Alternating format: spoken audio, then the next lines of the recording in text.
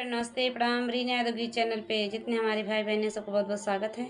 मैं आप सब बीच में छोटा से प्यारा से जन्माष्टमी पर से सोहर गीत लेके आई हूँ। और मेरा गीत पसंद आए तो लाइक सब्सक्राइब शेयर जरूर करना, अपना आशीर्वाद दुलार जरूर देना। आप सबको बहुत बहुत धन्यवाद।